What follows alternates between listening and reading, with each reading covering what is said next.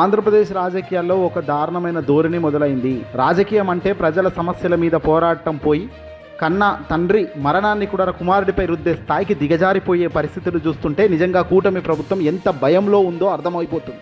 మళ్ళీ జగన్ రాకుండా ఉండేందుకు ఎంత వీలైతే అంత దారుణమైన విష ప్రచారం సృష్టించేందుకు పక్కా ప్లాన్తో అడుగులు వేస్తుందా అంటే ఇదిగో ఈ కథనం చూసిన చివరిలో మీరే అవును అని అంటారు. జగన్మోహన్ రెడ్డి గారు ముఖ్యమంత్రి కోసం కన్నా సంతకం అంటూ ఇప్పుడు ఒక పాత విషయాలను కొత్తగా తవ్విస్తున్న కథనం చూస్తున్నాం.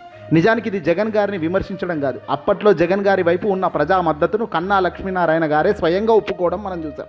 వైఎస్ రాజశేఖర రెడ్డి గారి మరణ అనంతరం ఓ బాధాకరమైన సమయంలో రాష్ట్రం మొత్తం జగన్ గారి నాయకత్వం కోసం ఎదురు చూసింది అనడానికి కన్నా గారు చేసిన సంతకమే ఒక నిదర్శనం. ఆనాడు ప్రజా అభిమానాన్ని గౌరవించి సంతకం చేసిన వాళ్ళే ఈనాడు మాట మార్చడం వెనుక ఉన్న అసలు రహస్యం ఏంటి? మంత్రి అచ్చెన్నాయుడు, కూటమికి సంబంధించి ఇటీవల మంత్రి అచ్చెన్నాయుడు గారు సచివాలయంలో కూర్చొని వైఎస్ రాజశేఖర రెడ్డి గారి మరణంపై మళ్ళీ అనుమానాలు రేకెత్తించడం దేనికి సంకేతం? 2029 ఎన్నికల కోసం ఇప్పటి నుంచే కొత్త అబద్ధాలను వండటం మొదలుపెట్టారా? కూటమి ఇచ్చిన ఈ హామీలు నెరవేర్చే పరిస్థితిలో లేదు. పైగా జగన్మోహన్ రెడ్డి గారు కొడుతున్న ప్రశ్నల వర్షానికి సమాధానము లేదు. వెరసి ప్రజల దృష్టిని మళ్లించేందుకు పాత గొడవలను మళ్లించే కుట్రలు తెరలేపుతున్నారా? తెలుగుదేశం పార్టీకి మొదటి నుంచి అలవాటైన పనే ఇది.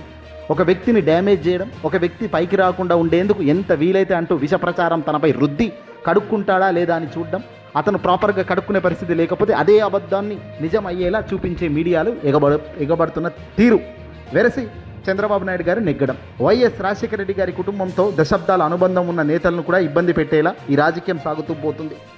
బొత్స సత్యనారాయణ గారు ఇటీవల కన్నీరు పెట్టుకున్నారంటే అది వైఎస్ రాజశేఖర రెడ్డి గారిపై ఉన్న గౌరవం. కానీ దాన్ని కూడా రాజకీయ లబ్ధి కోసం వాడుకోవాలని చూడడం కూటమి నేతలకే చెల్లుతోంది.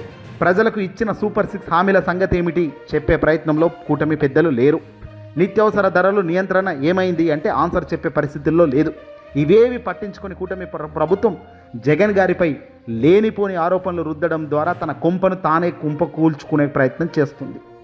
జగన్ గారి తండ్రిని సాక్షాత్తు తండ్రి మరణం తర్వాత కొడుకుకు లబ్ధి చెందుతుంది అని కుట్రలు పన్నుతున్న తీరు చూస్తుంటే అవమానకరం. నిజంగా జగన్మోహన్ రెడ్డి గారు రాజశేఖర రెడ్డి గారి మరణ అనంతరం తాను ఎన్ని కష్టాలు పడితే ఈరోజు ముఖ్యమంత్రి అవ్వలేదు. తన స్టామినాతో, తన సొంత తెలివితో తాను పార్టీని పెట్టి పార్టీని ముందుకు తీసుకెళ్లే విధానం అందరం చూడలేదా? తండ్రి పేరును వాడుకున్నాడంటే ఆ వాడుకునే స్వేచ్ఛ, ఆ బాధ్యత ఆ కుమారుడిగా తనకు లేదా? రాజశేఖర రెడ్డి గారు ఒక గొప్ప లీడర్. ఆ గొప్ప లీడర్కున్న పేరు ప్రఖ్యాతలు కుమారుడికి ఇన్బిల్ట్గా వస్తాయి. అందులో తెలివైన వాడు. అందరు ముఖ్యమంత్రులుగా కుమారులు అందరూ ముఖ్యమంత్రులు కాలేదు కదా. మరి చాలామంది సీఎంలు అయ్యారు, కానీ ఆ సీఎం కుమారులు అందరూ సీఎం కాలేకపోయారు. ఎందుకు? మరి కేవలం రాజకీయం అంటే రాజీ పడకుండా కష్టపడడం, ప్రజలకు ఏం కావాలో అది అందించడం, ప్రజలకు మన వైపు తిప్పుకోవడం, ప్రజలను మనం ఆశించిన మేరకు ప్రజలకు గొప్ప పరిపాలన చేయడం. ఈరోజు జగన్మోహన్ రెడ్డి గారు అధికారంలోకి వచ్చారు, అధికారం కోల్పోయారు, తర్వాత అధికారంలోకి రాబోయేదానికి ప్రయత్నాలు చేస్తున్నారు. కానీ ఎప్పుడు కూడా 40% ఓటు బ్యాంకు తన వెంటు ఉండి నడుస్తున్న తీరు చూస్తుంటే కనబడడం లేదా? నిజాయితీ గల మనిషి కాదా? నిజాయితీ గల మనిషికి ఉండే లక్షణం కాదా? జగన్మోహన్ రెడ్డి గారు ఆకులో కరేపాకులాగా ఎప్పుడు ఎక్కడ మాట్లాడడం, ఏది మాట్లాడినా పక్క ప్రణాళిక, ఏది మాట్లాడినా ఆధారాలు, ఏది మాట్లాడినా డాక్యుమెంటేషన్ చూపిస్తూ పేపర్లు చూపిస్తూ కడిగి బారేస్తారు తప్ప చంద్రబాబు మాదిరిగా విచ్చలవిడిగా మాట్లాడతాడా ఎప్పుడైనా? కానీ అదే కూటమి పెద్దలు విచ్చలవిడిగా కామెంట్లు చేస్తారు. విచ్చలవిడిగా మహిళలను తిట్టిన వారిని కూడా ప్రోత్సహించే కార్యక్రమం ఇటీవల చూసాం. ఏబిఎన్ రాధాకృష్ణ గారిని ప్రోత్సహిస్తూ శబాష్ అంటూ లోకేష్. ఇవన్నీ చూస్తున్నప్పుడు నిజాయితీ గల వ్యక్తి ఎవడు, నిజాయితీగా ఉన్న మనిషి ఎవడు, అబద్ధాల ప్రచారం చేసే వారెవరు అనేది ఇట్టే కనిపెట్టడం పెద్ద సమస్య. ఈ డిజిటల్ యుగంలో ప్రజలకు ఇచ్చిన సూపర్ 6 హామీలు పక్కదారి పెట్టాయి. ప్రజల మంచి కోసం పట్టింపు లేదు. రాబోయే ఎన్నికల్లో గెలిపే లక్ష్యంగా, జగన్ గారిని ఓడించడమే లక్ష్యంగా మళ్ళీ కూటమి అరాచక శక్తులన్నీ ఒక్కటై అడుగులు వేస్తున్నాయి. ప్రజలు అప్రమత్తంగా ఉండగలిగినప్పుడు, ప్రజలు మేలుకొని వీళ్ళందరి జీవితాలకు సంబంధించి ఓట్లకు సంబంధించిన ఓట్లు అన్నీ ఒకవైపు చేరి ఓట్లతో బుద్ధి చెప్తే తప్ప వీళ్ళకు బుద్ధి రాదన్నది గ్రహించాలి.